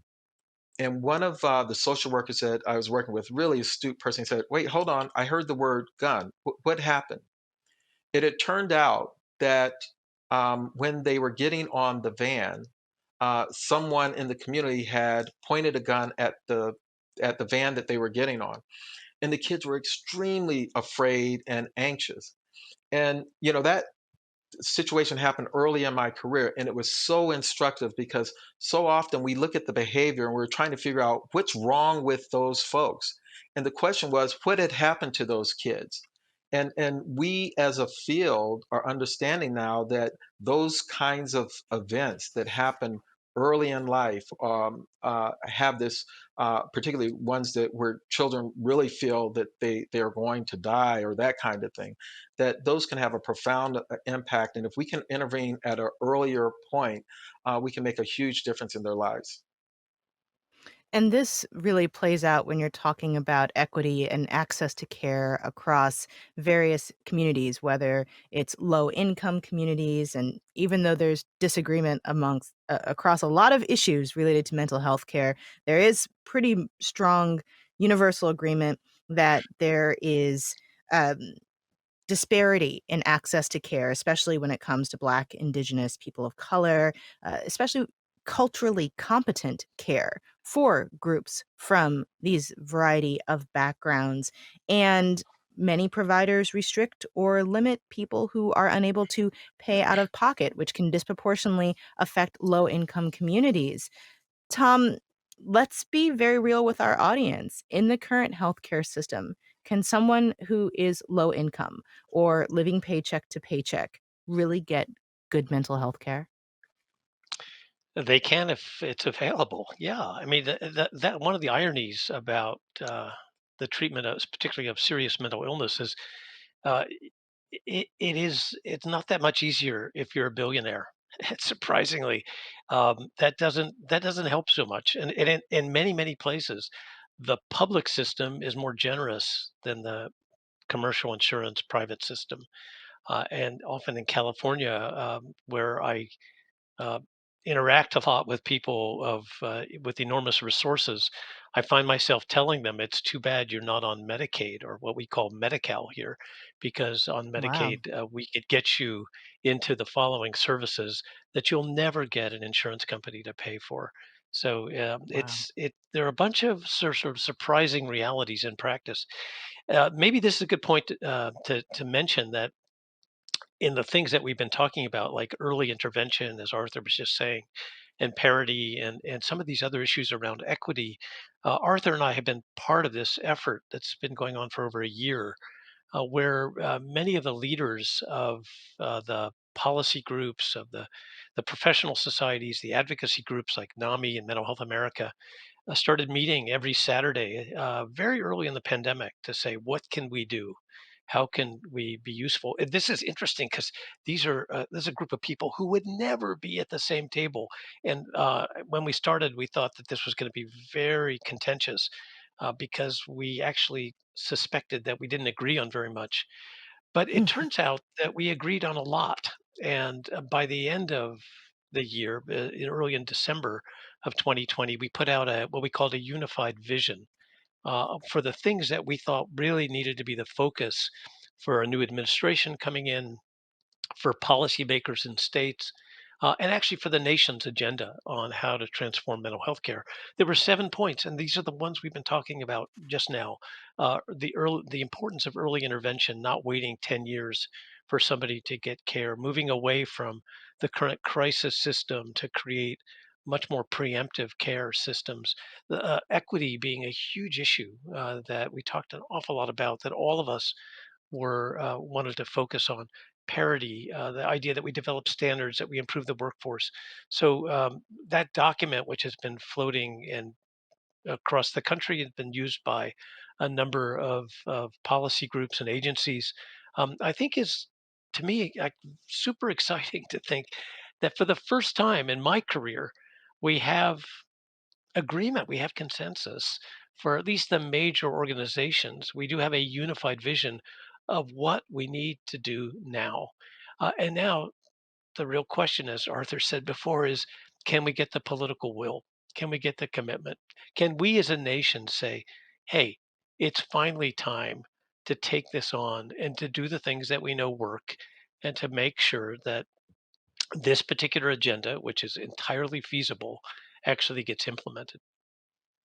Amanda, you're approaching doing that exact work in sort of two ways. You're a documentary filmmaker chronicling what these disparities and differential access to care looks like, and also on the policy side. Can you talk about those two different tracks of trying to actually make these changes? Absolutely. As a documentary filmmaker and storyteller, really the goal is to be a point of connection for people who are experiencing mental health issues. So my focus is on people who are experiencing schizophrenia and first episode psychosis, and especially people of color who are experiencing those symptoms, and how can those films be a point of access online for those who are experiencing those symptoms as well, and a point of relation for them as well. So thinking about digital pathways to care, and if someone's searching online or on YouTube, I'm hearing voices or I'm feeling depressed, what pops up and what do they Mm. see? And then how is that story a point of relation and connection to where first we're building trust and rapport, right? So someone sees that film and sees that story and thinks, yeah, I relate with that, or I can imagine what that feels like. And then through the use of, for example, Google AdWords and website landing pages, leading them to options, leading them to resources and hotlines. And I'm currently working on a research project in New York with Columbia Psychiatry and Strong 365 on that very notion and on that research about how we can connect storytelling in videos with care and really have that digital pathway, that digital referral pathway, if you will, be another way to reach people and to give them optionality for how they want to get services. And then on the policy side, thinking about how, and on the committee that I serve on at the federal level through the Health and Human Services Agency, it's bringing together all the different federal departments into one room and non-federal members Mhm. like myself to provide input and guidance. So I'm wearing the hat of lived experience, filmmaker, peer, right? And how do we have diversity of representation at these tables? So I feel very grateful and very privileged to be at these tables with these experts and really to be offering input, and as someone who's gone through the system, and that it really shouldn't be about us without us, right? As peers and people with lived experience, we have to co-create these systems together. And what's the point of any policy change, or how can it be truly authentic and accurate if we don't have that representation and that voice of lived experience, and those who have that empathy and have that ground level experience, and also family members and caregivers, and those who are usually typically the allies, and those who are fighting to get folks like myself when I was going through crisis into care. So it's both stories, connection, reaching people in an authentic, organic way through technology to get them to care. And maybe that's brick and mortar, maybe it's telehealth. And also at the federal level and state and local, thinking about policy and representation in these rooms. So we're truly representing the communities that we serve. When we're talking about representation, there are the representation issues in terms of who's at the table, but also who is providing the care. The American Psychological Association reported that the nation's psychologists are more than 80% white, more than 60% female. Ray has a question that he submitted via Zoom. How can we increase the number of BIPOC providers to serve a representative proportion of the population? Arthur? Well, we have to recruit. We have to show people that this is a viable option, career option. One of the things that we're talking a lot about at the American Psychological Association right now is a whole issue of pipeline. That's who's even in the pipeline, who gets in the pipeline to come into the field, who comes out of the pipeline, which can often be a challenge. And so there are a lot of things that we can do to increase both the numbers of people coming in, but making sure that people come out and that they have viable career options. One of the things we're proud of is that we've been able to increase a program called the Minority Fellowship Program. It's a federally funded program. It funds more people of color coming into the mental health field, and many of us have been advocating for those kinds of resources because the reality is that communities of color often have additional financial barriers to getting into graduate programs that train people for the field. So, we just have to have a strong advocacy in this area and pay attention to this. We need to ask the question, as Amanda said, who's at the table? And making sure that the people who are at the table look like the people who are being served. And just one other thing that Amanda has said a couple of times that I really, really resonate to a lot, so much of what she's saying, I'm resonating with. But nothing about us without us is such an important concept, and it comes out of the whole the consumer movement or the people with lived experience movement, and it basically says we shouldn't be making policy. I was a policymaker for 20 years.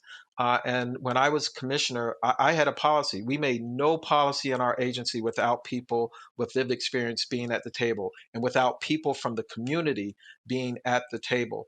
People knew that when we made decisions about requests for proposals, the first question out of my mouth was going to be, who was at the table? And if people from the community were not at the table, guess what? They had to go back and make sure that those voices are there. And it's not just a good sort of social thing. We made better decisions when people with lived experience were a part of the process. And I think one of the things our field has to do is just to make sure that as we're making those decisions, that we don't make them in isolation in our offices, but we are involving the people who are going to be most affected by those decisions. If I could This just relates add to to a that, go I'm for it. sorry, because I think I agree with Arthur that it's so important to have the diversity there for policy. But Amanda, when you were saying about meeting at HHS with the experts, I think it's just super important to remember you're an expert as well, and the kind of expertise you have, which is hard earned and is invaluable, is often undervalued in the world not only of policy but of care itself, including people with lived experience, people who have the kind of experience you have as caregivers as well as thinking about what you can do for making good policy, incredibly important.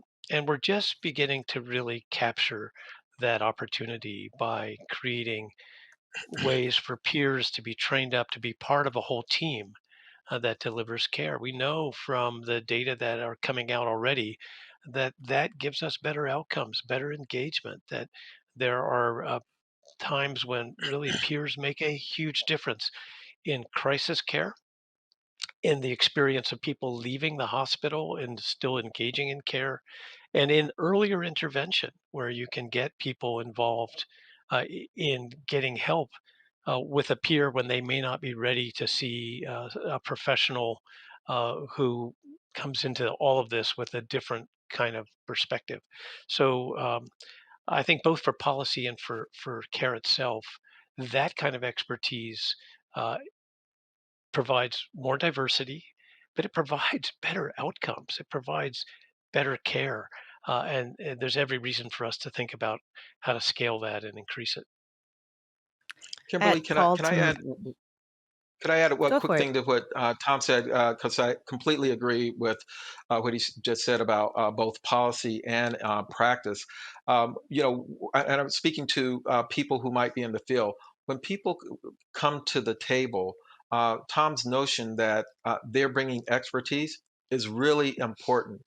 We pay people because what often happens when we incorporate people with lived experience and invite them to the table, we ask them to come for free when everyone else in the room is being paid. And so we Mm. wanted to signal that this is valuable expertise. And so for our colleagues out there who are running systems, who are running programs, if this, we have to treat them as the experts that they are, so that's recognized. And the best way to do one of the best ways to do that is to treat them on par in terms of paying them.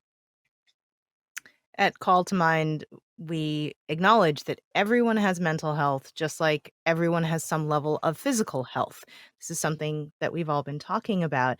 Um, Even though mental and physical health are interconnected in people's lives, it's still not necessarily interconnected in the healthcare system. So, as we're focusing on how the quality of care can improve if physical and mental health, including substance use treatments, are integrated into a more holistic care model, what does that actually look like? What does the ideal mental health care system look like? Tom? Well, first thing to say is um, healthcare is different than sick care. We have a sick care system today, which is based around crisis. It's stage four. You get care when the police show up and bring you to an emergency room. That's often the way this happens in the United States. So the ideal healthcare system is far more proactive.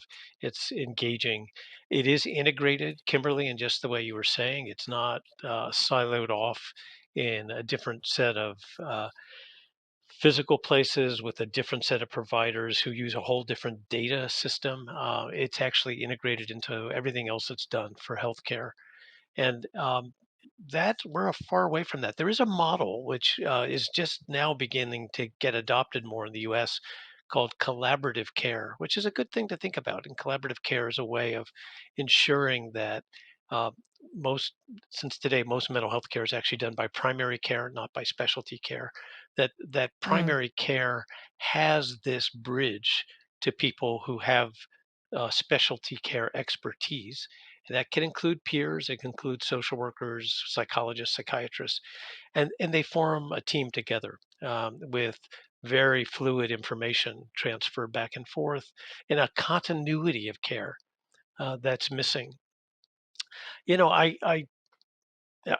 like to be controversial, in one of the ways in which I'm often uh, causing the most controversy is to point out that these highly innovative ideas of integration and continuity and accountability that we're beginning to talk about now is actually the way we used to do this. When I came into the field a long, long time ago, we gave really good care. We had continuity. We were accountable for patients. We ensured that there was communication between primary care and specialty care. We had a capacity to give care. If somebody needed to be hospitalized, we actually had a way to do that. And when they were in the hospital, we continued to stay in touch with them from our community mental health center. That was the standard of care at one point in the United States. People didn't become homeless. They didn't end up in jail. They didn't end up overdosing. We knew how to do all of this, and we've lost that. expertise that we used to have. It wasn't perfect. We had lots of problems with what we did. We didn't have access to a lot of the good therapies we have today. We didn't have many of the medications we have now. But without all that stuff, we still gave better care. Arthur, is that your assessment of then versus now, and what needs to change to get us to a more integrated care system? Well, I think our understanding of mental health has evolved, and our approach. I do think that we have not adequately resourced, and we've actually made some, particularly right after Jimmy Carter's administration, there was a real a reduction in the funding of mental health systems that I think we're still living with today. Having said that, I think that the fundamental problem is that we have to shift how we think about mental health. You've said it, Amanda said it, Tom said it. I think we've all said it, that mental health is something that is a part of all of us. Without mental health, we don't have health, and we tend to too often think about mental health as a group of people. So we want to do something for a group of people over here, when the reality is that mental health affects all of us. And at any given time, if you were to think about mental health on a continuum from being really healthy and well to having really severe illnesses, we're all on that continuum at some point, and we go up and down that continuum. And the problem is that right now, the only time that you get services and supports are when you're in the top 20% of that continuum, when you have a diagnosis. And unless we change that, unless we are able to understand that we have to intervene not only for those who have those very significant problems, but all the way up and down that continuum, so that for the people who are at greatest risk of having problems, that we're doing everything we can to either mitigate and reduce the risks, or that we're intervening at the earliest possible moment. And then for people who are relatively well, we need to make sure that we are doing what we can to help keep people well. That's about mental health literacy, helping people to understand the things like social support and other things that we know are related to people's overall mental health. So we need to have an approach. Tom earlier talked about a healthcare system, and we know that healthcare only accounts for about 10% of the impact on our health status. That 90% are caused by other things. Some of those being social determinants, things that like housing, education, those kinds of things.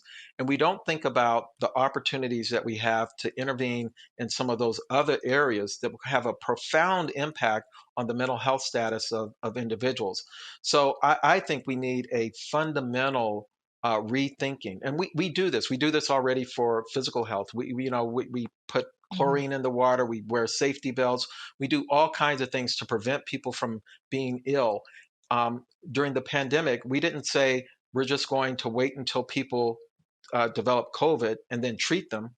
We said we're going to do that, and we're going to ask people to social distance, to wear masks, to wash their hands, to do other kinds of things that will prevent them from developing that. We have to have the same exact mindset when it comes to mental health, because if we don't, we really don't have parity. What we have is a sick care system for one type of illness above the head, and a healthcare system for everyone else, for all the other challenges that we have. In the last few minutes of this program, I have one question that I'd love for all of you to address. What specific policy changes need to be put in place to make this system better? Amanda? Well, I'd like to address that in relation to the previous question about integration and how we can be more integrated with our policies and care as well. So I think it relates to that question as well, as far as oftentimes we talk about mental health and create policy in those mental health spaces and in a vacuum of mental health. But starting to have these conversations across departments, across industry, across workplaces, in education is, I think, a really huge step in starting to think about how mental health is something that affects us all. And to Arthur's point, across time and space, and how there's this spectrum of mental health, and how it really is about all of us as humans. And it's not so much really if we experience something that affects our mental health, but when and how we experience that mental health. And I think that's really the first step with policies, integrating mental health as an everything conversation across departments, across industries.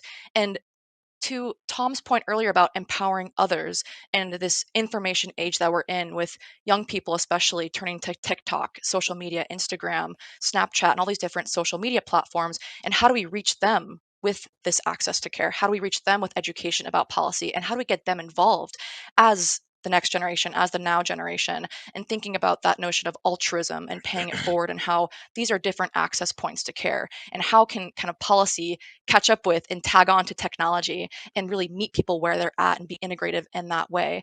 And thinking about mental health as a differentiated system. A very quick way to sort of visualize this was when I was a freshman at college, and this was right before my mental health breakdown.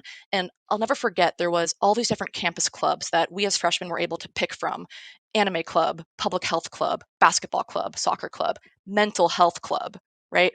So no one was at the mental health club table because of the stigma, because of, well, I don't want to be seen as having a problem. I didn't go to the mental health club table, and I really should have been there. I'm someone who really could have Mm. benefited from that pamphlet about social services and mental health services. But what if those pamphlets, what if we didn't have the mental health club at all? What if we had the mental health information from that club on all the other different club tables? So that way everyone is where they're at, their passion, soccer, basketball, anime, public health, whatever it may be, and also talking about mental health. So just as a sort of simple visualization of how, as a society, we can start to differentiate and stratify mental health everywhere. Mm. Tom, is there a specific policy action that you think the Biden administration or Congress can take right now to improve the mental health care system? So the unified vision that I mentioned before has seven such things, but let me focus on one, and it's actually not so explicit in that, and that is and it's one that I actually fought against for a long time because I don't think I understood it, but it's a shift in what we're trying to do here. It's a shift away from saying, let's reduce the symptoms, let's treat this as a purely medical issue, to beginning to think about recovery, prevention and recovery. But I'll focus for a moment on recovery because I think that is in some ways a transformative vision for this space. It says, hey, the goal here isn't just to get people out of the hospital or to get them onto medication and getting them to stay on medication.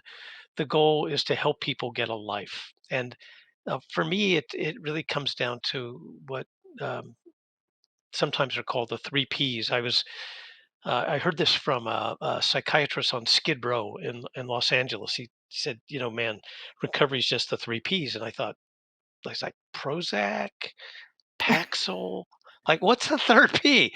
And he said, come on. He said, it's people, it's place, and it's purpose. And if you think about those three things, if you ensure that there are people have social connections, they have a safe and and reasonable place to live, they're not in poverty, and they have something to live for. They have a purpose, a mission. That's what recovery is all about. We don't think about any of that in mental health policy yet, but that's where when I think about the future, what I want for my grandchildren, that's what I want us to be thinking about. Arthur, in our last minute or two, what is your big Sure. policy recommendation? Wow, I just so agree with what Tom said and what Amanda said, and especially the notion that we need to move to a recovery orientation for our service system. So the two things that I would say would make a tremendous difference. One is flexible funding that allows us to provide that kind of recovery oriented work, because right now most of our service dollars or dollars in mental health are focused on treatment. Treatment is really important, but there are a lot of support services that people need in order to be successful. And guess what? When we provide those services, they're not only less expensive, but they enhance our outcomes. And so it's a win-win. And because of so much of our funding being fee for service for particular services, providers don't have that flexibility to build in those kind of recovery services. I think related to that, we really need to shift our funding model from a fee-for-service funding model to one that allows more flexibility in what we pay for in our service system.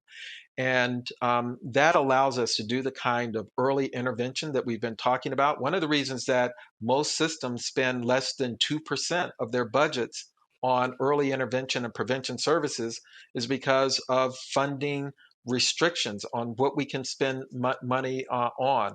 And so, if we can shift our policy so that we have more flexible dollars in our system, so that we can design systems around the needs of people as opposed to designing systems around the procedural codes that will be paid for, we're going to have a much better shot at getting the kinds of outcomes that we want to get.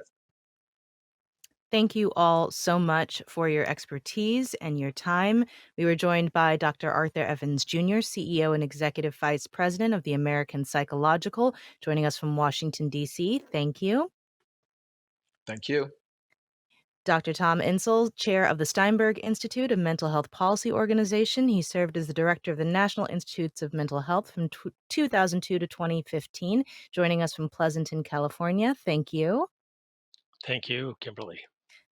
And Amanda Lip, a mental health and LGBTQ plus advocate and documentary filmmaker in Sacramento, who also works with the U.S. Department of Health and Human Services Interdepartmental Serious Mental Illness Coordinating Committee. Thank you. Thank you, Kimberly.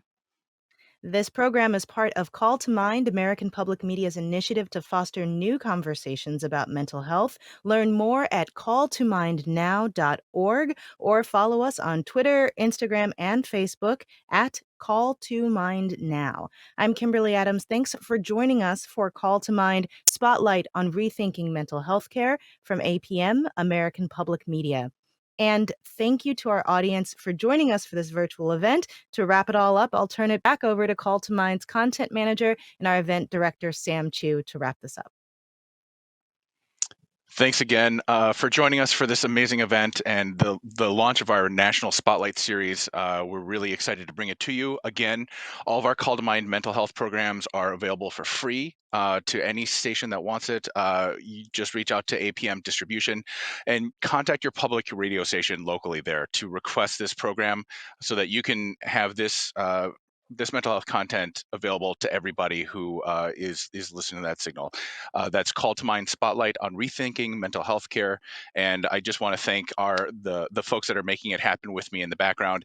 Producer Jessica Bari, Marketing Manager Ellie Lyons, digital support from Andy Cruz and Kristen Schmidt, our engineers Veronica Rodriguez and Eric Stromsted and Tom Campbell, our founding director Babette Apland, Managing Director Chris Worthington.